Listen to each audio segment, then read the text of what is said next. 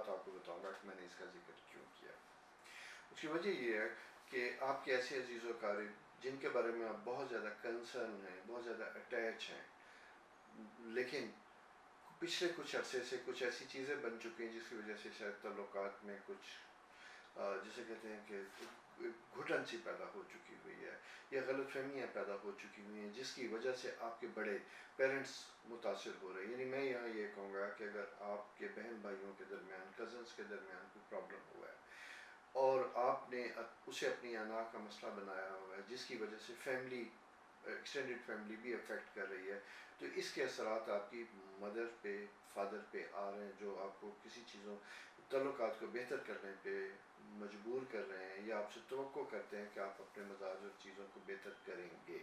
یہ تو ہے بڑی امپورٹنٹ پوزیشن اس کا آغاز میں نے اس لیے کیا کہ مدر ہاؤس میں جو 2 پلانٹری پوزیشن ہیں وہ بڑی نیگیٹو سی ہوتی ہوئی دکھائی دیتی ہیں.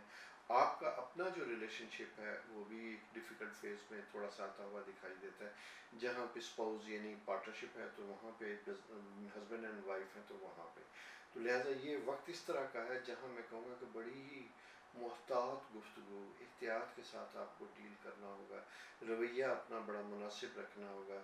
کوئی بھی کام، کوئی بھی بات، چھوٹی موٹی کوئی چیز جو کان میں کسی نے ڈالی کہ فلاں آدمی نے ایسا کیا تھا، اس کے اوپر ریئیکشن نہیں دینا آپ نے، بلکہ بہتر یہ ہوگا کہ اس سلسلے میں آپ اپنے قریبی لوگوں سے بات کریں. کوئی غلط فہمی ہے تو اسے دور کرنے کی کوشش کیجیے گا.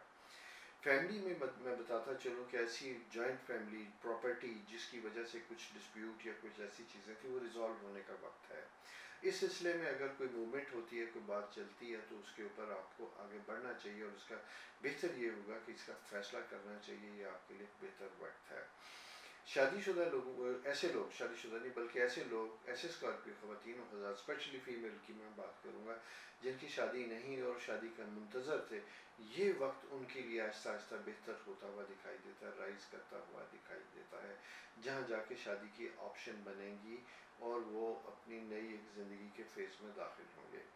مڈل ایج اسکارپیو یعنی 16 سے 22 سال کے لوگوں کی زندگی میں ایجوکیشن آف کورس بڑی پریورٹی ہوتی ہے، وہ آپ کا سلسلہ ہے. تعلیمی معاملات آپ کی پریورٹی بنے ہوئے ہیں. کچھ اسکول کالجز بند ہیں، لیکن یہاں میں دیکھتا ہوں کہ آپ کی اپنی توجہ بھی ڈسٹرب ہے.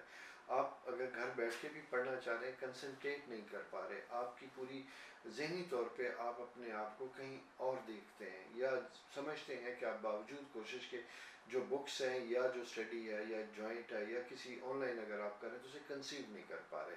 تو یہ ایک تھوڑی سی آپ کی ڈسٹربنس سی بنی ہوئی دکھائی دیتی ہے. اس کی وجہ یہ ہے کہ آپ کا اپنا رولنگ پلانٹ مارس وہ زحل سیٹرن کے ساتھ بلاک ہوا ہوا ہے. جب بلاک ہوتا ہے تو وہاں پہ یہ ہوتا ہے کہ گلومی سی کیفیت ہوتی ہے، غیر اہم باتیں آپ کے ذہن میں ہوتی ہیں اور آپ کی فوکس نہیں ہوتی چیزیں.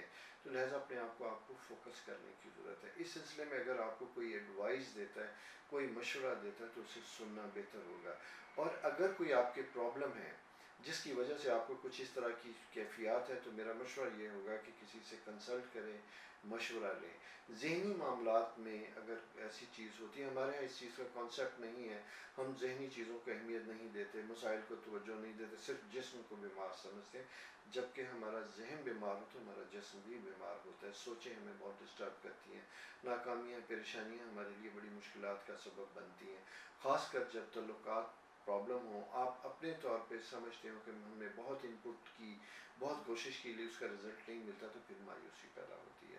تو میں آپ سے یہی کہوں گا کہ آپ کا یہ وقت انالائز کرنے کا، لو پروفائل میں کام کرنے کا اور ایگو، انا، یہ چھوٹے چھوٹے مسائل جو ہمیں تنگ کرتے ہیں، غیر اہم باتیں، ان کو ختم کرنے کا. بچوں سے متعلق آپ کا پیریڈ بہت اچھا بنتا ہوا دکھائی دیتا ہے. ان کی کامیابی اور ان کی سکسیس کو آپ انجوائے کریں گے انشاءاللہ. نیکسٹ ویکینڈ جو ہے آپ کا، وہ اس میں بھی چینجز آتی ہوئی دکھائی دیتے ہیں. لاسٹ 3 ڈیز آپ کے لیے بڑے بہتر ہوتے ہوئے دکھائی دیتے ہیں کیونکہ یہاں سن آپ کے اپنے ہاؤس میں ہوگا تو آپ کے اندر انرجی بے تحاشا ہوگی.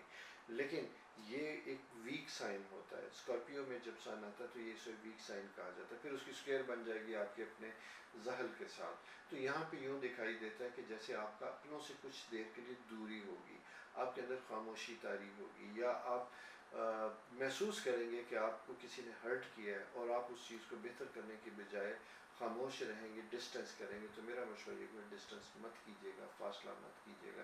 ویسے بھی آج کل تو سوشل ڈسٹنس تو ہے، لیکن گھر میں رہتے ہوئے آپ کیسے کریں گے؟